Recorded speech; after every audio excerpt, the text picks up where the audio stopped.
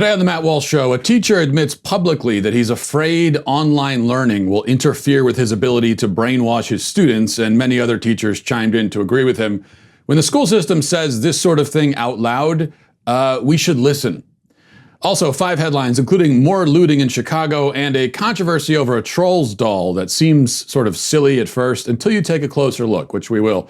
And in our Daily Cancellation, I will cancel NASA for putting social justice ahead of space exploration. I don't want to have to do it, cancel NASA, but I have to.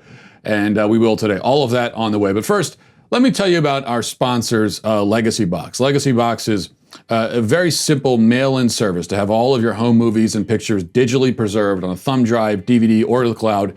Don't let those priceless family memories disappear, because that's what happens if you don't take action. It really is. It's that simple. It will go away. Are your family's memories trapped on old camcorder tapes or film reels? Remember, magnetic stripes are degrading and not made to stand the test of time. So let the science be the solution, especially because disaster happens. You know, it's an unfortunate reality and one that no one can ever really prepare for. Don't let your memories fall victim to the disaster. Digitize those memories now. I can tell you that I have taken many of our old memories, preserved in antiquated formats that leave them vulnerable to becoming degraded or destroyed. You have a flood or something, you've got a box of old tapes. Well, those are gone. So I've digitized those memories with Legacy Box. And just the experience of getting the Legacy Box in the mail is a lot of fun, and it's really special, I can tell you that. Listen, the process from start to finish is extremely easy. You pack, you send, their team digitizes everything by hand, send it back to you, you enjoy. Simple, done, easy. Simple as that. Everything is digitized by hand at their secure 8-acre digitizing campus. They use premier scanners and playback decks to ensure each memory is mastered to the highest quality.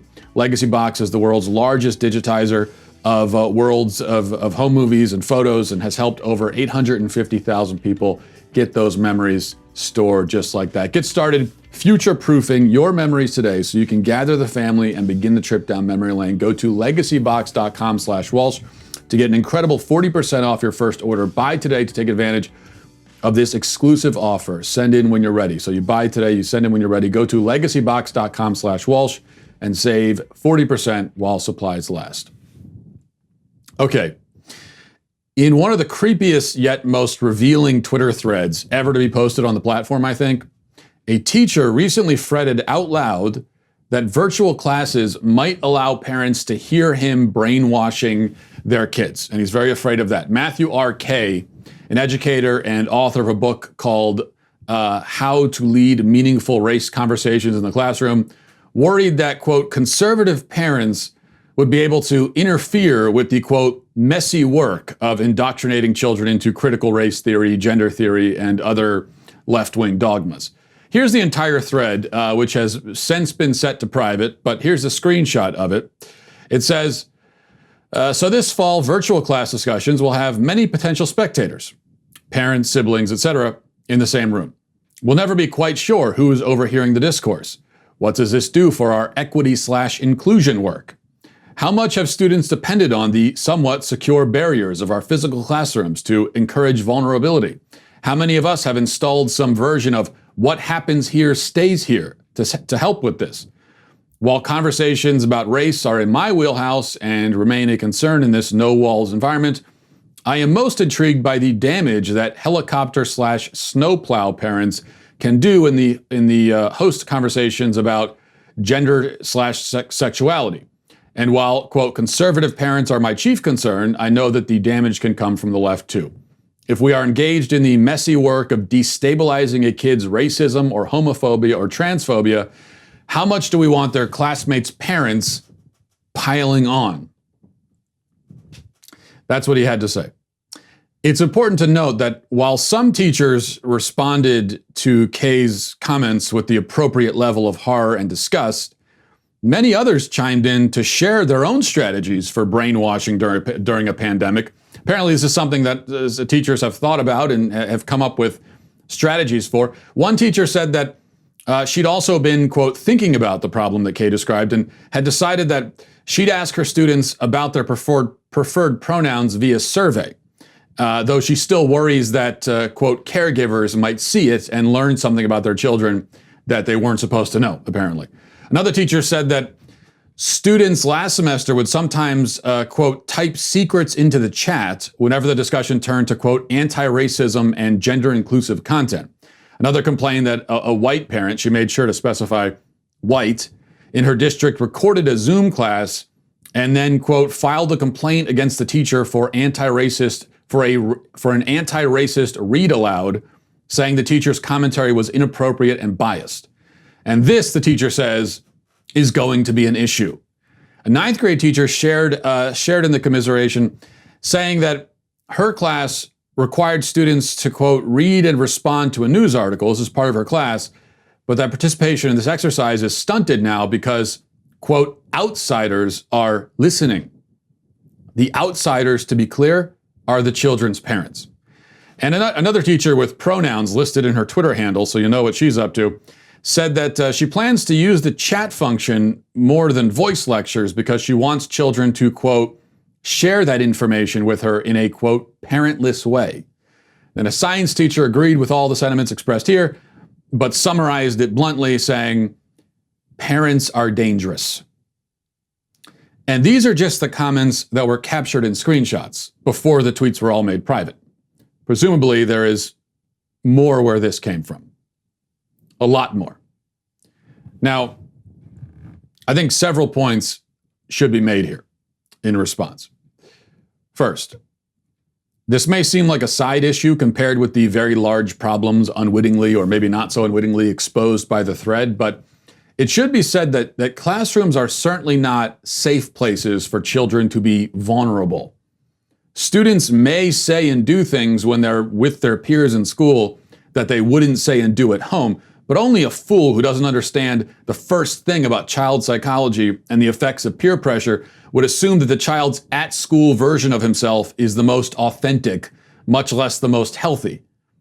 The pressure to conform to the values and opinions of your peers in the classroom is immense and overwhelming and often suffocating for these kids. There's a reason why rejection and alienation by peers has contributed to a true epidemic of suicide among young people. Suicide is skyrocketing among young people. And in fact, the very same people who extol the classroom as a safe place for vulnerability will also tell us on different days and in different contexts that bullying is a major problem at school for today's youth, and many of them are driven to self-destruction because of it. So, which is it? Is the classroom a place for open and genuine dialogue where children can safely express their truest feelings and beliefs? Or is it a place rife with bullying and mockery where rigid conformity is demanded and those who fail to meet the demands are severely punished? It certainly can't be both of those things. And the answer is that it's much more the latter than the former. Second point, an adult keeping a secret with a child and helping the child conceal that secret from his parent, especially when the secret has anything to do with sexuality, is acting in a way that is nothing short of predatory. Now, if you heard a strange man on the playground whisper to your child, "This will just be our little secret, okay? Don't tell your mom and dad," you would assume that the man is some kind of sex offender and respond accordingly. Does this behavior suddenly transform from disturbing to admirable if the strange man is a teacher? No, it doesn't. But this is a sort of license that society has given to teachers on the theory that they cannot do the work of educating unless they have more power over and intimate knowledge of their students than the students' own parents do. Which brings us finally to point 3, which is that a public school teacher is not supposed to be, and should not try to be, educator, parent, shaman, spiritual guide, therapist, friend, confidant, and sex counselor all rolled into one. He is meant to fill only the first role of educator, and only in the subject that he's been assigned to teach, so it's very limited. A child's actual parents can only become to be viewed as dangerous and intrusive and outsiders when teachers begin to view themselves in the school system as the true guardians and conservators of the children that are temporarily in their care. And that ultimately is the problem with the modern education system. Children are not old enough to be emancipated. They can't go out and live their own lives. They can't make every decision for themselves, or even most decisions for themselves. They must belong to someone, not to say owned like objects, but cared for and protected like the vulnerable and relatively helpless human beings they are. The fundamental question is, who do they belong to? Different cultures and different times and places have had different answers to that question. Here in contemporary American society, there are generally two ways of looking at it. Children belong to their parents, or they belong to the school system, which is to say, the government. In one vision, a child is a son or daughter. In the other, the child is a ward of the state. Only one of these visions is healthy, natural, and humanizing. Only one can properly facilitate a child's emotional, mental, intellectual, and spiritual growth. The school system doesn't just have a wrong and harmful idea of what education is. It has a wrong and harmful idea of what a child is and what its fundamental role in a child's life is supposed to be. And that is why I will not be sending my kids into the education system's clutches, and neither should you. Let's move on to our 5 headlines.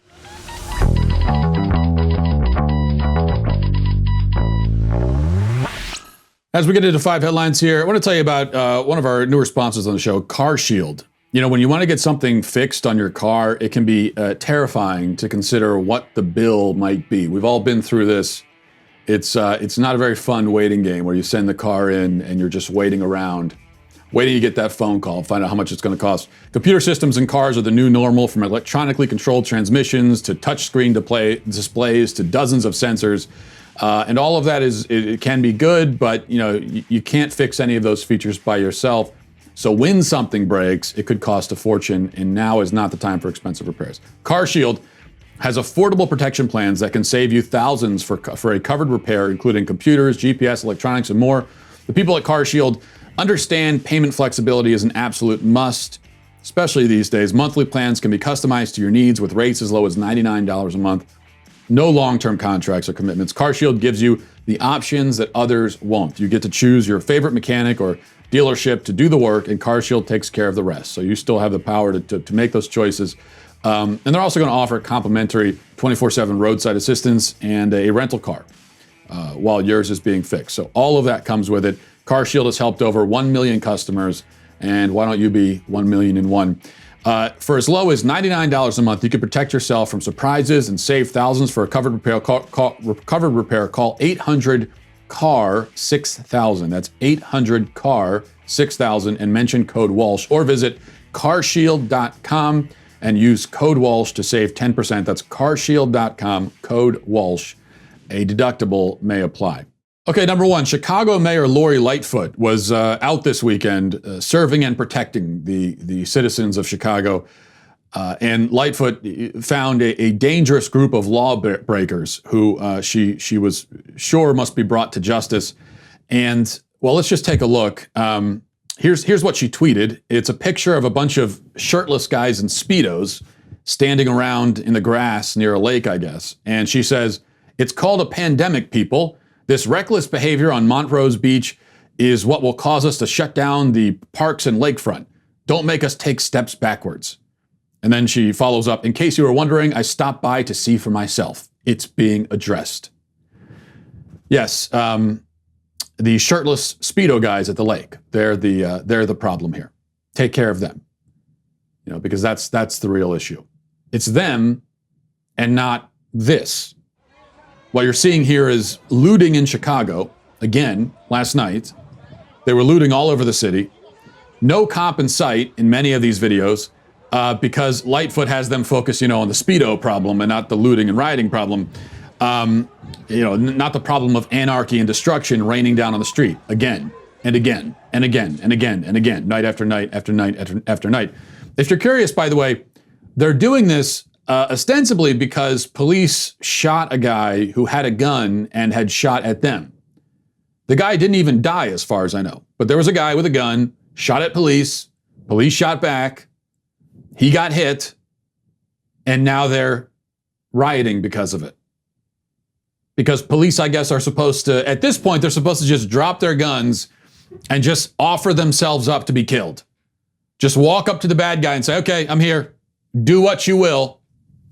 Anything less than that is oppression. But you just look at these and you see the footage here. This is obviously, this is a fascist dictatorship where cops murder people in the street, and all of these poor protesters live in fear because of it. Yet every night, people casually riot and loot and stroll aimlessly out of burned out retail outlets with armfuls of stolen shoes. Does that make a lot of sense to you? Does it make a lot of sense for a woman who's wandering out of a Coach store with a box of stolen purses saying, I live in fear of the police. I live in fear that the police will come anytime and kill me. Is that what you do? If you're being oppressed and you live in a fascist dictatorship and you're worried about police who are prowling the streets just looking for an excuse to kill somebody, this is how you respond? I mean, are these people who really seem to be afraid of authority? No, it would seem like the problem is very much the opposite. Number two, let me just give you the headline here from the Daily Wire. It says, Hasbro pulls troll doll amid concerns that toy normalizes sexual exploitation. That's the headline. And I have to tell you, my wife informed me of this controversy the other night and said that there was some kind of thing about a trolls doll, and my immediate reaction upon hearing that was to think this is just another example of people being hypersensitive and dramatic. Not to mention, I thought, if somebody actually sees a trolls doll and ties it into anything sexual, well, that's just a reflection of their own perverse mind. Okay, that's like, get your mind out of the gutter. That's what I thought until I saw the video of the doll in action, and it kind of changed my perspective a little bit. In order to take it out of demo mode, you have to, the instructions say to sit the doll. So you put her legs out and you sit her down for 5 seconds, which by doing that, pushes the button. But now, oh, boop, oh, boop, whee!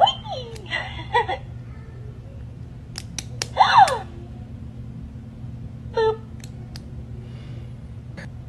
Whee! Like, I cannot believe that. Like, this is insane. Yeah, that's disturbing. That is definitely disturbing. Now, Hasbro claims that they placed the button there because it's supposed to make those noises when it sits down. But first of all, why would it make those noises when it sits down? Does that make sense? Since when does sitting down elicit sounds like that from anyone, even a troll?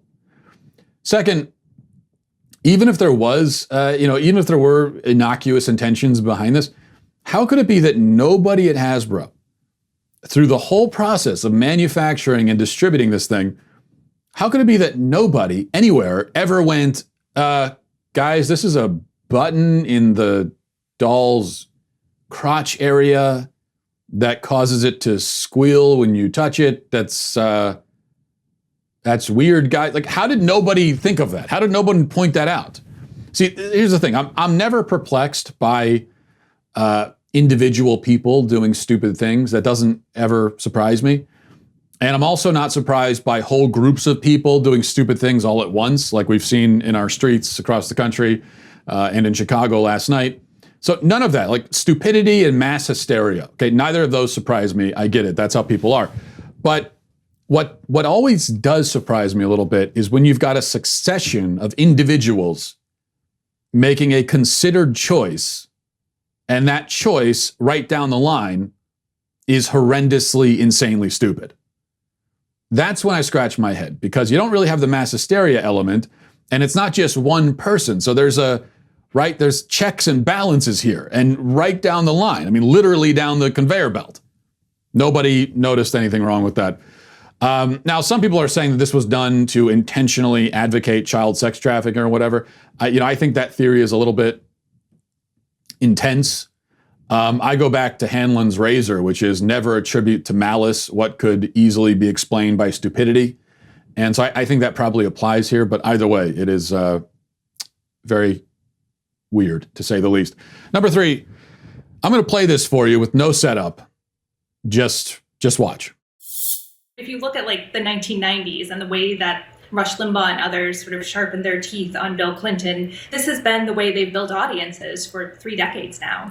Yeah, I don't want to claim it's new. I just am arguing that it's getting worse. It's getting more severe. Aaron, your view of this, when you see entire media companies essentially exist to tear down Joe Biden, is there an equivalent to that on the left tearing down Trump? There really isn't. And, what I would say, it's really a diet of this type of information that a lot of these voters are getting. A lot of the voters that I talk to, I can, when I interview them, I do hear them saying a lot of the talking points that sound very familiar from some of these shows, which I try to listen to when I'm out on the campaign trail or when I'm at home, watching TV. You can hear these comments being echoed by voters, and that this is the diet that they're on. AM radio, conservative talk, also social media. I mean, the Trump campaign is running a full-blown campaign on social media that is completely off the radar for a lot of regular media is not covering this. But I mean, you have folks, Laura Trump, Kimberly Guilfoyle, Katrina Pearson. The campaign is running, kind of a parallel campaign online, and if that's all they're getting, to the exclusion of kind of the more traditional legacy media, then it really is no surprise kind of what their understanding is of this country and of our politics. Such an important point, though. Simply amazing that they could keep a straight face throughout that exchange is astounding. I mean, this is like a guy dumpster diving naked, chowing down on like a soiled diaper, maggots all around, old banana peel on his head, comes back up and says, when you see people in drive-through lines at Sonic, I mean, that's really unhealthy. That's got to be the most unhealthy diet in the world, right? Takes another chomp of the diaper. Just the self-awareness level here is Arctic levels. This is sub-zero, okay, self-awareness. Number 4, CNN is trying to whip up a race controversy, and I know that you hear that statement and it's rather evergreen. Okay, you hear that and you think, oh, so it's Monday. Okay, but let's be more specific. Here's the latest fake race controversy from CNN. Reading now from their article, it says, a black student was forced to take off his Black Lives Matter face mask in order to graduate, his family says. Dean Holmes, a student at York Catholic High School in York, Pennsylvania, put on a Black Lives Matter mask under his face shield at his July 28th graduation ceremony. As students lined up before the ceremony started, the school's principal pulled him away in front of the other students and told him to take off the mask.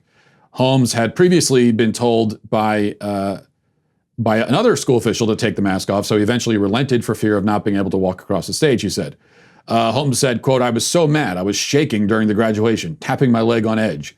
When it was over, I couldn't believe it. York Catholic had opted to give every student a face shield instead of a mask for the ceremony. Holmes's father, John, took to Facebook on Saturday saying that the school stifled his freedom of expression and jeopardized his health.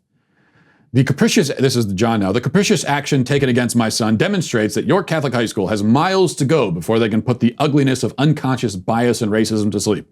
As a parent, I will not stand for my son being humiliated publicly, having his basic human dignity crushed on what should have been one of the happiest days of his young life. Okay, a few things to cover here. First of all, John Holmes, calm down, you drama queen. Basic human dignity crushed because he couldn't wear his favorite face mask to graduation. His human dignity is crushed because of that. That's how you crush a person's dignity, really?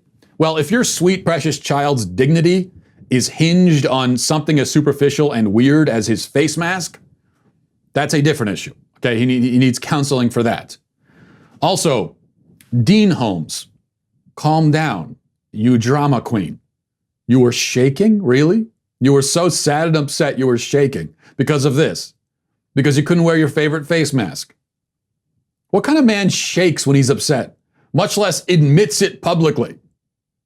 You're the one crushing your own dignity. I agree your dignity's been crushed, but by you, not by the principal.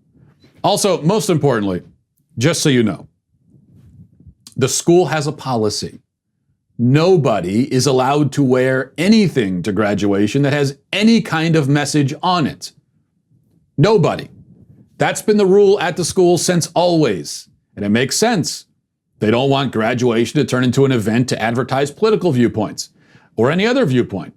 And they want uniformity. That's every graduation I've ever been to, and I've been to quite a few. That's how it is. Everybody looks exactly the same. There was a hubbub I don't think it was at this school, but at some school a couple of years ago, when a student, I think it was at a college, wasn't allowed to wear his military dress blues across the stage at graduation.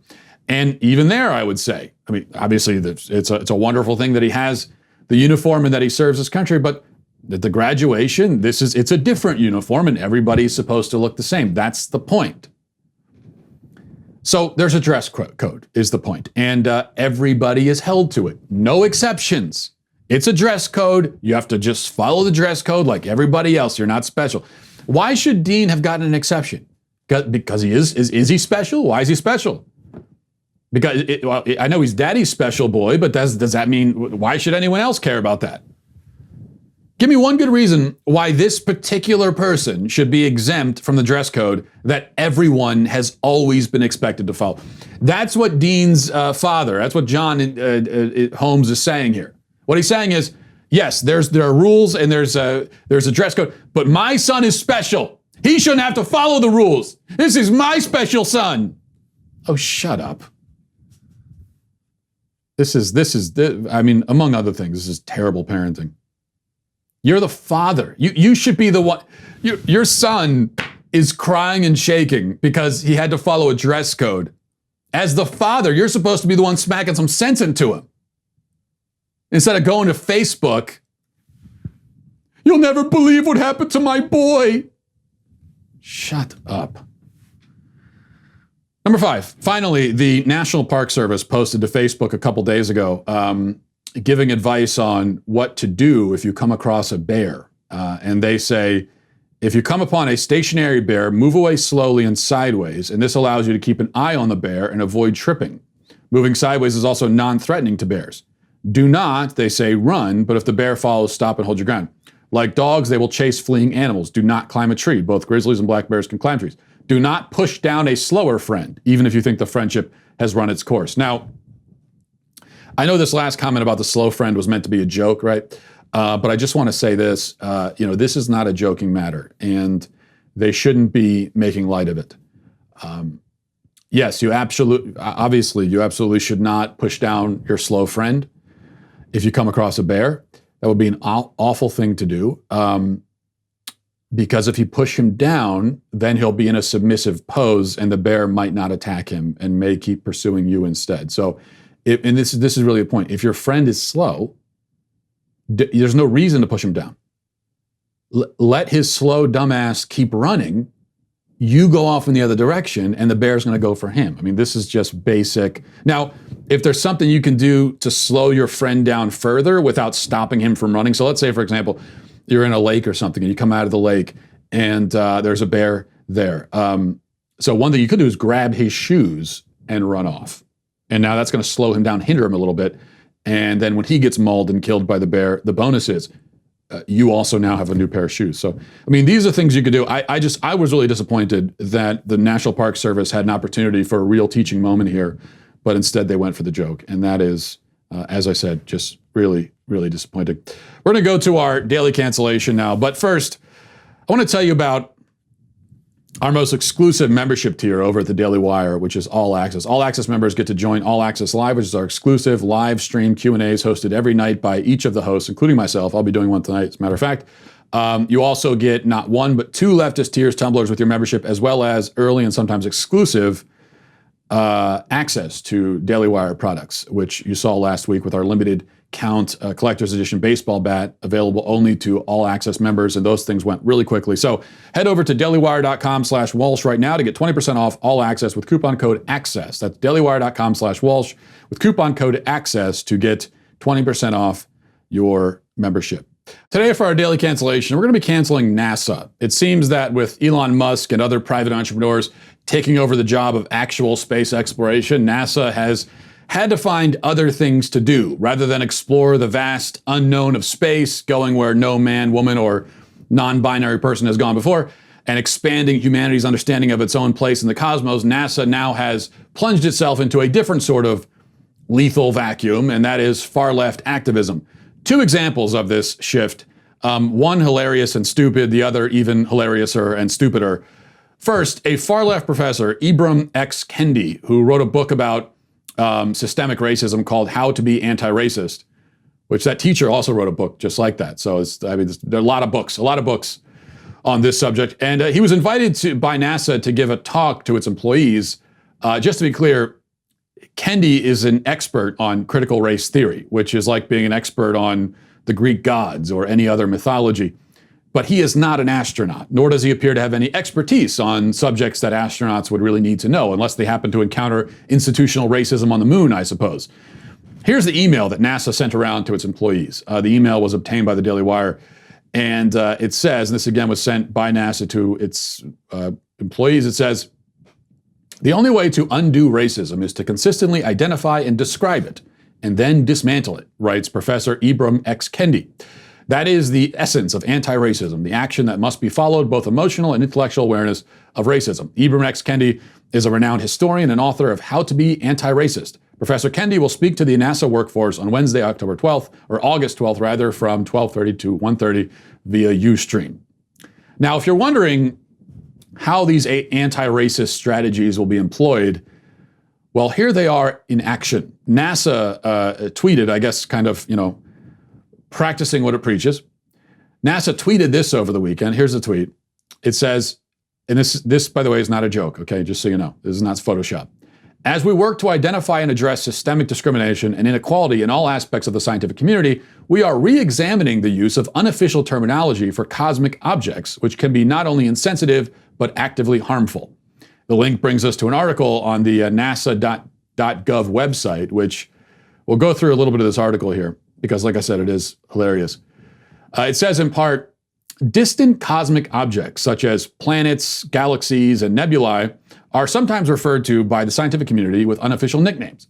As the scientific community works to identify and address systemic discrimination and inequality in all aspects of the field, it has become clear that certain cosmic nicknames are not only insensitive, but can be actively harmful. NASA is examining its use of unofficial terminology for cosmic objects as part of its commitment to diversity, equity, and inclusion." And then it continues, "As an initial step, NASA will no longer refer to planetary nebula NGC 2392, the glowing remains of a sun-like star that is blowing off its outer layers at the end of its life, as the Eskimo Nebula. Eskimo is widely viewed as a colonial term with a racist history imposed on the indigenous people of the Arctic regions. Most official documents have moved away from its use." Yes, okay. Sidebar here for a second. You notice the phrase "widely viewed as." They didn't say that Eskimo actually is a colonial term because, well, it definitely isn't.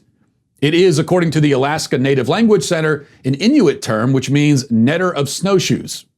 It is not offensive, it is not a slur, it is not colonial, it is not racist, but it's widely viewed as racist, and therefore we're told it is racist.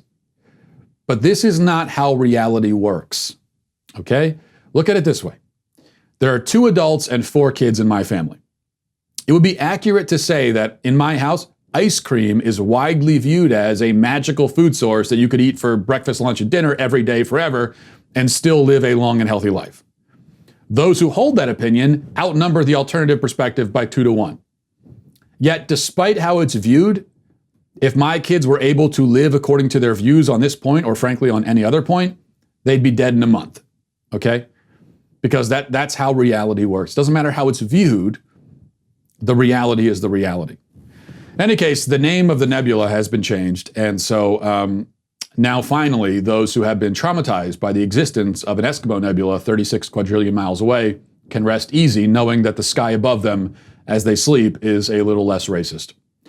Other changes are also being made. Going back to the article, because there's a lot of offensive, bigoted names in space, apparently. It says NASA will no longer use the term Siamese Twins Galaxy to refer to NGC 4567 and NGC 4568, a pair of spiral galaxies found in the Virgo galaxy cluster. Moving forward, NASA will use only the official International Astronomical Union designations in cases where nicknames are inappropriate. Okay, another sidebar. How is this offensive? Siamese twins is a name that comes from a famous set of conjoined twins in the 19th century, Siamese referring to their land of origin. What's offensive here exactly? Is the name racist because it refers to a place? Is that all it takes for it to be racist now? Or is it offensive to actual Siamese twins? Why would it be offensive to Siamese twins for them to be acknowledged in this way? I thought it was offensive not to acknowledge marginalized people. So which is it? Should we honor the marginalized by taking their names off of stuff, or should we honor them by putting their names onto stuff? Or both? Or maybe we employ one strategy on even days and another on odd days. I mean, how does this work exactly? But it gets even more ludicrous, if you can believe it, okay? It gets even worse. Listen to this. It says, nicknames are often more approachable and public-friendly than official names for cosmic objects, such as Bernard 33, whose nickname, the Horsehead Nebula, invokes its appearance. But often seemingly innocuous nicknames can be harmful and detract from the science. Okay, wait a second. It's not clear to me here exactly, but are they saying that Horsehead Nebula is offensive too? I'd like to say no, they're not. They're clearly saying that it's approachable and friendly. But I don't know anymore. You could never assume. You can't assume any ounce of rationality or common sense when it comes to leftists. You just can't. So it seems that they might be saying that Horsehead Nebula is offensive to who exactly? Deformed freaks with horse heads? Is it offensive to them? Or actual horses? Or is it offensive to the nebula itself because it's body shaming? I don't know. Well, all we know is that Thomas Zerbuchin, Associate Administrator of NASA's Science Mission Directorate, Directorate, I can't speak, but you can't point that out because that's offensive to me, at headquarters in Washington says, our goal is that all names are aligned with our values of diversity and inclusion, and will proactively work with the scientific community to help ensure that science is for everyone, and every facet of our work needs to reflect that value. And you see, this is the rub right here. NASA's values are diversity and inclusion. Why? I mean, I know why. I ask why rhetorically as a figure of speech. So, why? In what way does diversity and inclusion help NASA to fulfill its proper function? Its proper function, which is, according to its own website, to, quote, drive advances in science, technology, aeronautics, and space exploration to enhance knowledge, education, innovation, economic vitality, and stewardship of Earth. That's a good function, if you ask me. It would be great if NASA did that stuff. I remember when NASA did do that stuff. And if that being exploration and innovation, is its mission and its goal, then in what way precisely does diversity and inclusion advance it? In what way does a greater focus on political correctness advance it? In what way is it advanced by a commitment to social justice? If anything, all of that only interferes with proper functioning. It certainly doesn't aid it by any stretch of the imagination. But just think about it. What sort of attitude do you need to go out into the great unknown and explore? Well, just look at Neil Armstrong, Buzz Aldrin. These were brilliant, highly skilled men, but they were also extremely tough men, and men who, especially in Armstrong's case, didn't care much for other people's feelings. This is the profile of pretty much every explorer ever in history. Brilliant, courageous, tough, even at times brutal, ambitious, single-minded, perhaps obsessive. This is the kind of attitude and approach that's necessary to achieve great things and to do what has never been done and to go where no one has gone before. What about innovation? What do you need in order to innovate? What sort of people do you need for that? Well, you need, again, brilliant, skilled people. Also, you need courage, different kind of courage often, but you need courage. You need people who are focused, who are driven, people who think differently, people who can look at problems from an entirely new perspective. So once again, if you're NASA, How does a focus on diversity and inclusion help you find those kinds of people? It doesn't at all. If you want to find those kinds of people, you look for those kinds of people. Whatever they happen to look like, whatever of the 198 genders they happen to be. You find people who can do the job, and that's it. I can't think of any arena in which diversity and inclusion matter less than in the arena of space exploration. It is the most irrelevant and ridiculous consideration, as it always is, in all contexts, but especially in this one. So NASA is canceled. And that's the end of the show today. Thanks for watching, everybody. Thanks for listening. Godspeed.